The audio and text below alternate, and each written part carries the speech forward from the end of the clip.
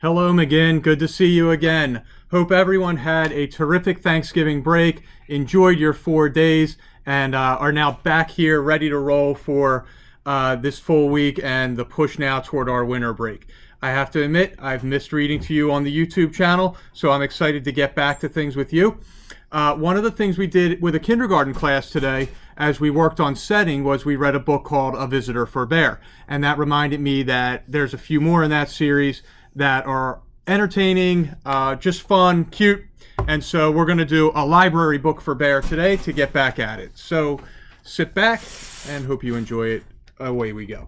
Here is A Library Book for Bear by Bonnie Becker.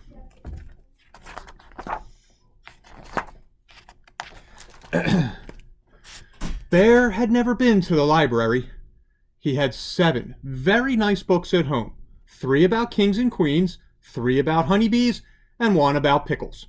Bear was quite sure he had all the books he would ever need. One morning, Bear heard a on his door.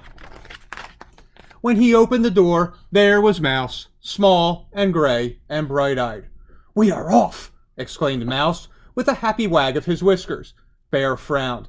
He had agreed to go with Mouse to the library, but now he was quite sure it was a dreadful mistake. "Completely unnecessary," Bear announced. "I have all the books I need, right here." "Oh, there are many delightful books in the library," Mouse assured him. Bear grumbled, but he had promised. So he buckled up his red roller skates and stepped outside, grabbing a basket for the books. Bear skated, and Mouse rode in the basket to the library, the wind rippling nicely through their fur. But when they got to the library, Bear didn't like how big it looked.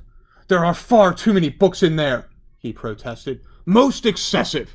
"Oh no, it's quite exciting," Mouse said, leading Bear through the tall doors. In the library were more books than Bear had ever thought there could be. He quickly found a tucked-away corner, but even here there were lots and lots of books. Terribly extravagant. Bear's voice was a little too loud. "I shall find you the perfect one," Mouse said quietly in his library voice. "One about pickles," commanded Bear. After all, he only had one of those, but Mouse had already whisked away. Mouse came back with a thick green book. Bear opened it.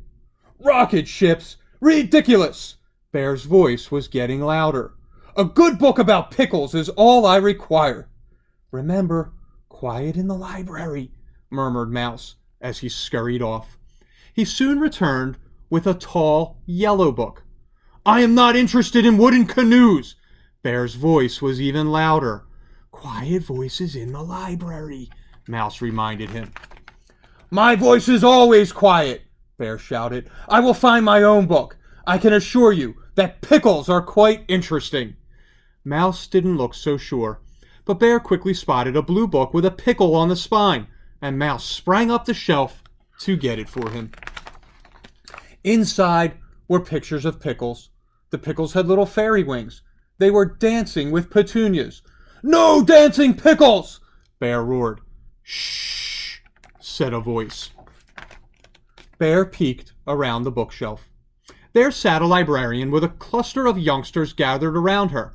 The librarian smiled, but a mother squirrel squished an angry finger against her lips, and an old raccoon said sternly, "Quiet in the library." Bear turned back with a huffy sniff.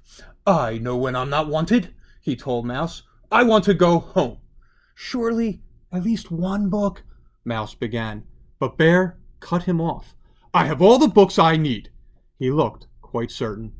"Then we are off," said Mouse, but his whiskers didn't wag this time. Bear stood stock still. He was listening carefully to a voice on the other side of the bookshelf.